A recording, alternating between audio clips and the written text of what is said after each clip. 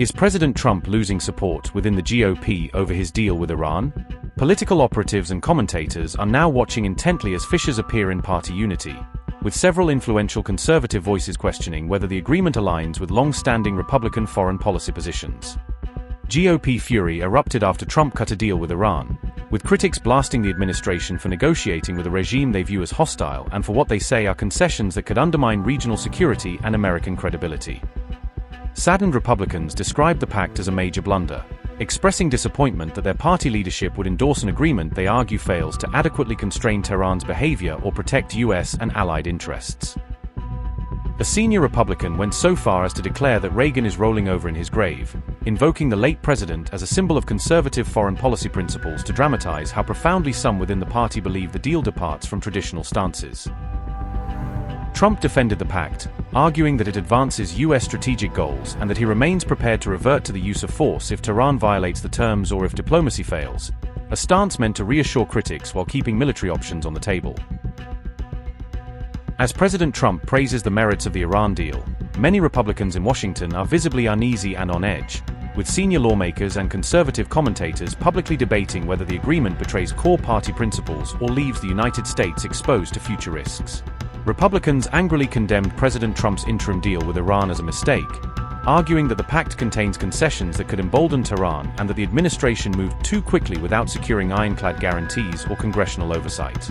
The administration hailed the 14-point Memorandum of Understanding as a major win, intended to end the 10-day conflict, presenting the agreement as a diplomatic breakthrough that prioritizes de-escalation and the rapid return of stability to a volatile region. Republican Senator Bill Cassidy said, quote, "Reagan is rolling over in his grave. Iran's nuclear ambitions were not curbed, and they have learned that threatening the Strait of Hormuz works and will undoubtedly leverage it in the future. Now, Iran gets to build brand new infrastructure under this deal. Before the war, the Strait was open, Iran was being crushed by sanctions, and 13 service members were still alive. Now, 13 Americans are dead, families have paid billions at the pump, sanctions will be lifted, and the bombing has stopped. This is the worst foreign policy blunder in decades," unquote. Trump administration officials emphasized the downblending of enriched uranium as an important safeguard, claiming that converting higher enriched material into forms less suitable for weapons reduces immediate proliferation risks and serves as a verifiable confidence-building measure. But critics counter that Trump's Iran deal accomplished less than the 2015 nuclear agreement negotiated under President Obama, saying the interim pact lacks the long-term, legally binding restrictions and intrusive verification mechanisms that defined the earlier accord. Another prominent Republican, Senator Ted Cruz, described elements of the pact as ill-advised and urged that further details be disclosed and scrutinized, warning that without greater transparency and stronger enforcement measures the agreement could prove dangerous rather than stabilizing. Republican Senator Ted Cruz said, and I quote, "What has been released so far suggests that, unfortunately, the president is getting, I think, very poor advice when it comes to this deal. History teaches that giving billions of dollars to theocratic lunatics who want to murder us is a bad idea," unquote.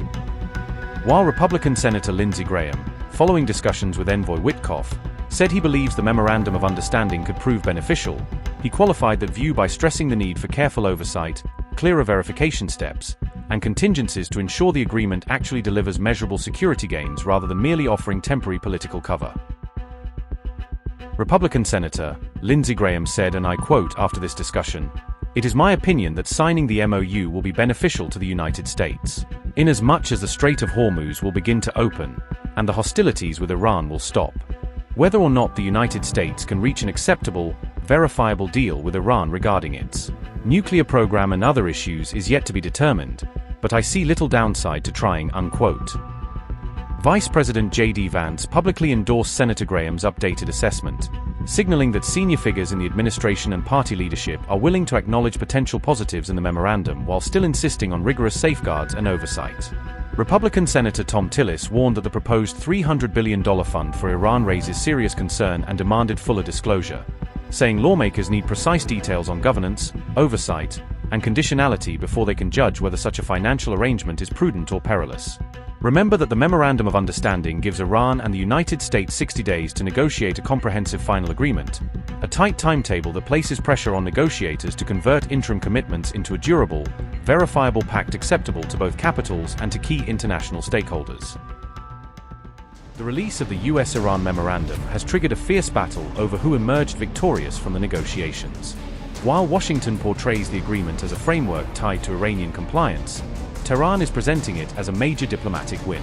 Iran's parliament speaker Mohammad Bagher Ghalibaf says the deal reflects what he calls a failure of US pressure on Iran. Ghalibaf argues that history will judge the agreement as evidence that Washington failed to impose its demands on Tehran. Iran's parliament speaker also claims the memorandum includes provisions for roughly $300 billion in future investment for Iran. Mohammad Bagher Ghalibaf said, and I quote, "The other side is not willing to accept that it was the aggressor, because in that case it would have to pay all damages." Instead of paying compensation, the text emphasizes concepts such as reconstruction and economic development. Within this framework, $300 billion in investment has been envisaged, part of which will be allocated to reconstruction and compensation for damages, unquote. The claim fueled speculation that Tehran had secured major economic benefits in exchange for joining the agreement. However, US officials quickly pushed back against that interpretation, insisting the deal's benefits remain tied to strict conditions and compliance requirements.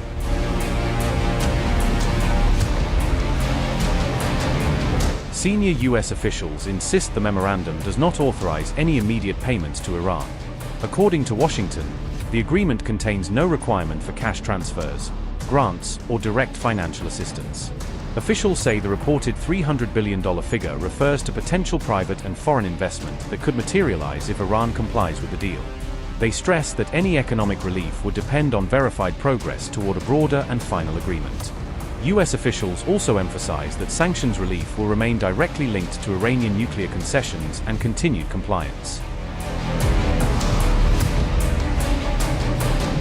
Washington has also rejected claims that frozen Iranian assets would be automatically released under the agreement.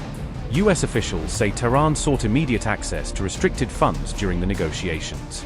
However, they insist the final text makes clear that no funds would be unlocked simply because the deal was signed.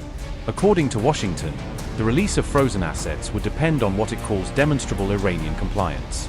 Officials say certain funds could become available in the future, but only if Iran fulfills specific obligations under the agreement. Iran's parliament speaker says Tehran plans to introduce shipping fees in the Strait of Hormuz once the 60-day transition period ends. Ghalibaf says the fee-free arrangement outlined in the memorandum was never intended to remain in place indefinitely. Mohammad Bagher Ghalibaf said, and I quote, "Strait of Hormuz will not return to pre-war conditions. Iran has the right to sovereignty over the Strait of Hormuz, and of course we will receive a fee for services," unquote.